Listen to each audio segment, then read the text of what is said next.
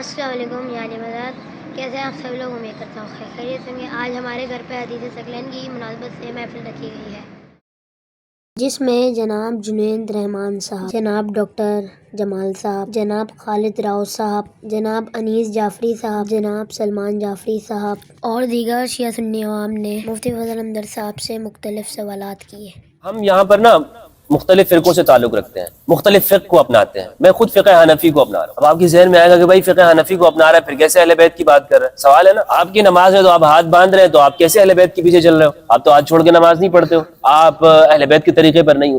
ہم اپنے اس معاشروں میں مختلف فقہ کو فالو کرتے ہوئے آ رہے ہیں، مختلف ذہنیتوں کو لیے ہوئے آ رہے ہیں، مختلف مسالک سے وابستہ ہیں۔ میں نے اپنی زندگی میں یعنی یہ حدیث ثقلین جب دریافت ہوئی ہے تو میرے لیے تو اسلام نیا دریافت ہوا ہے۔ میرے لیے تو اسلام یوں سمجھ لیں کہ ایک دوبارہ سے میں نے کلمہ پڑھا ہے، کیونکہ مجھے تو میں پڑھتا رہتا تھا یہ حدیث ثقلین، لیکن یہ حدیث ثقلین کا مطلب کیا ہے، معنی اور مفہوم کیا، یہ سمجھ میں نہیں آتا۔ تو جب اس کو دریافت کرنے کا مطلب یہ ہوتا ہے کہ ایک چیز پہلے سے موجود ہوتی ہے لیکن آپ کہتے ہیں کہ اچھا یہ بھی ہے۔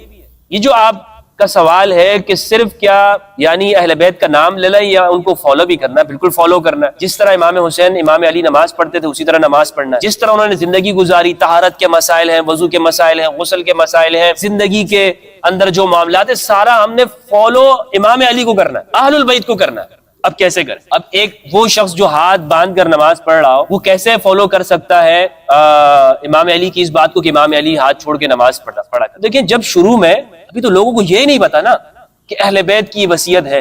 آپ سروے کرا لیں، یعنی آپ کسی بھی جگہ چلے جائیں، اپنے اسی پاکستان میں کراچی میں چلے، آپ موبائل لے لیں اپنے ساتھ اور ریکارڈ کر لیں کسی بازار میں، یہ واٹر پمپ قریب ہے، آپ یہاں پہ مارکیٹ میں جا کے سروے کریں، سے لوگوں سے پوچھیں حدیث ثقلین کیا ہے۔ آپ مساجد کا کر لیں، چھوڑیں عوام کی بات ہٹا دیں، مساجد میں چلے جائیں جو ہمارے اہل سنت کی ہیں، ان مساجد میں جائیں جتنے بھی فرقوں کے ہیں، دیوبندی بریلوی کوئی ایکسیپشن نہیں، سب کے پاس جائیں، مولانا صاحب حدیث ثقلین کیا ہے آپ کو کیا پتہ ہے؟ دوسرے کے پاس چلے جائیں، مدارس کے اندر جائیں، جو دور حدیث کر رہے ہیں ان سے پوچھ لیں۔ میں آپ کو گارنٹی کے ساتھ یہ بات کرتا ہوں کہ 99% کو یہ بات حدیث نہیں معلوم کہ حدیث ثقلین کیا ہے۔ جس نے 20 سال دعوت تبلیغ کے اندر لگایا ہو، 20 سال اسے دعوت اسلامی کے اندر لگایا ہو، 40 سال لگا دیے ہوئے واللہ اس کو بھی یہ حدیث معلوم نہیں ہو۔ تو جب معلوم ہی نہیں ہے آپ کو حدیث ثقلین ہے کیا، قرآن اور اہل البیت کون ہے، تو فالو کرنے کی تو بات بعد میں آئے گی نا۔ پہلے تو ہم یہ تو تصور کر لیں کہ بھائی اہل بیت کچھ ہے اس دنیا میں، یعنی اہل بیت کا ماننے والا ضروری نہیں کہ وہ شیعہ ہی ہوگا، وہ رافضی ہی ہوگا۔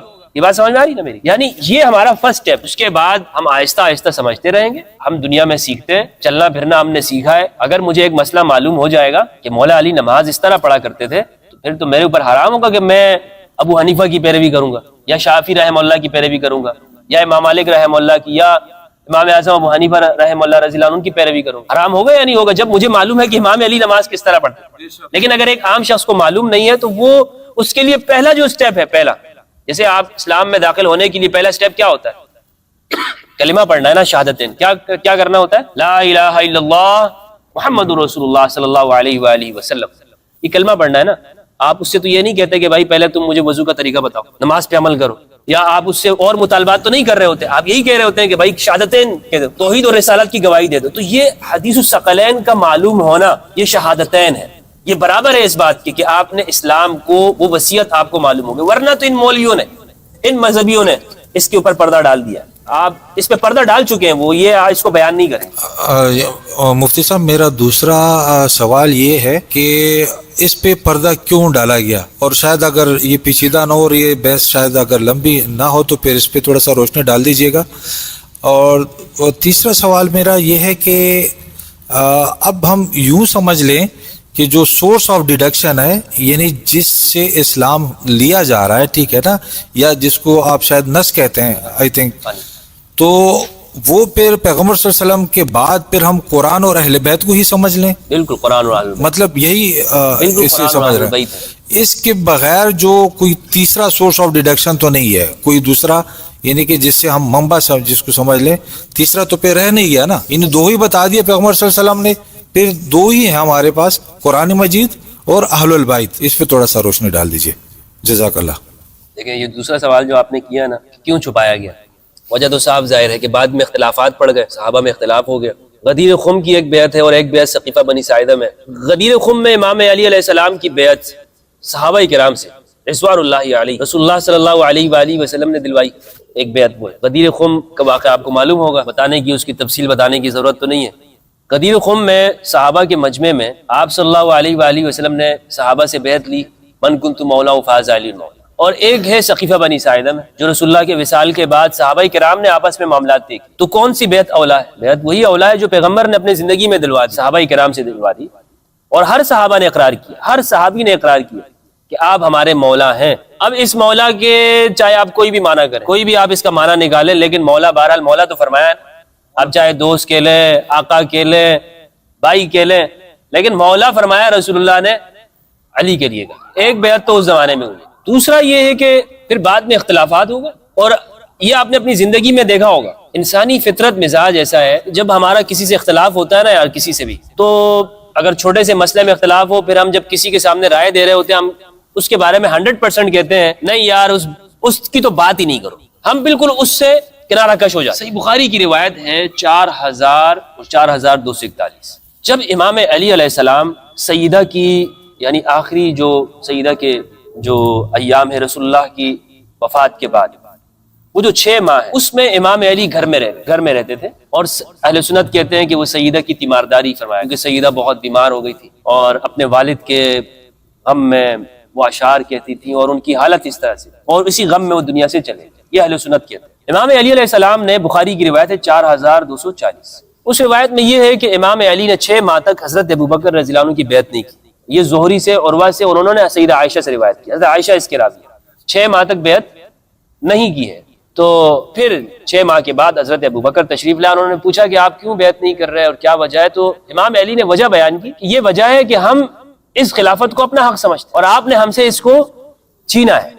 وَلَكِنَّكَ اسْتَبْدَدْتَ عَلَيْنَا بِالْأَمْرِ، لیکن آپ نے ہم سے زیادتی کی. یہ جو ورڈ ہے نا زیادتی کی، صحیح بخاری کے جو ترجمے اہل سنت نے کیے ہیں، داؤد راز سلفی اہل حدیث عالم ہے، اہل حدیث، کسی شیعہ کا ترجمہ نہیں بتا رہا ہوں، ان کا ترجمہ. اور اسلام 360 اگر آپ کے پاس موبائل میں ایپ ہو، اسلام 360 پہ جائیں اور 4240 جو روایت ہے 4240، اس میں آپ جا کے دیکھیں گے، آپ کو یہی معلوم کہ یہی ترجمہ ہے وہاں پر زیادتی کے. اس لیے کوئی یہ نہ کہے کہ جناب ہمدرد آپ نے، مفتی صاحب آپ نے یہ زیادتی کا ترجمہ کیسے کر دیا ہے نا بھائی.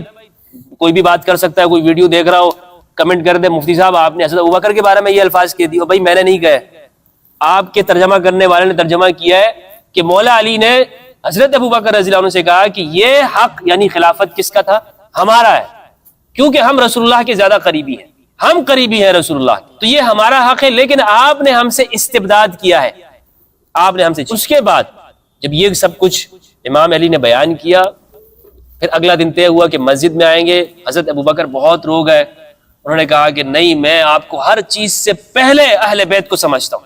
لیکن وہ معاملہ ایسے تھا کہ وہاں پر حضرت ابوبکر نے اپنا پورا واقعہ بیان کیا کہ اگر اس وقت ہم نہ کرتے اس طرح سے تو پھر وہ انصار وہاں سے کھڑے ہو گئے تھے یہاں سے، اور آپس میں ایک پورا ماحول ایسے بن گیا تھا، تو لہٰذا لازمی بات ہو گئی، ہم نے پہل کر لی. بہرحال حضرت ابوبکر نے یہ عذر ظاہر کیا. اب کہنے کا مقصد یہ کہ یہ اختلافات ہوئے اور یہ حقیقت ہے، اس سے آپ جان نہیں چھڑا سکتے کہ کہیں گے نہیں یار کوئی اختلاف موجود ہی نہیں. تو اختلافات کی وجہ سے اس امت میں ہوتا یہ ہے کہ ایک طبقہ ایسے پیدا ہو جاتا ہے، وہ کہتا ہے نہیں یار یہ سارا کا سارا معاملہ ہی فراڈ ہے، وہ جو طبقہ تھا نا وہ سارے کے سارے تھے ہی غلط، وہ ان سب کی پوری زندگی میں پانی پھیر دیتے. اس ایک اختلاف یہ اپنی زندگی میں بھی آپ نے کیا ہو، آپ نے مشاہدہ کیا ہوگا، 2 بھائیوں کا اختلاف ہو جاتا ہے چھوٹے سے مسئلے میں، تو وہ پھر ایک وہ کہتا ہے نہیں یار وہ میرا بھائی نا، وہ تو پوری زندگی وہ سارا کا سارا ایسا ہے، اوروں کے سامنے بھی بیان کرتے رہتا ہے کہ وہ اس طرح ہے. بہرحال اب یہ ہمارا رویہ ہے، اس طرح سے رہتا ہے.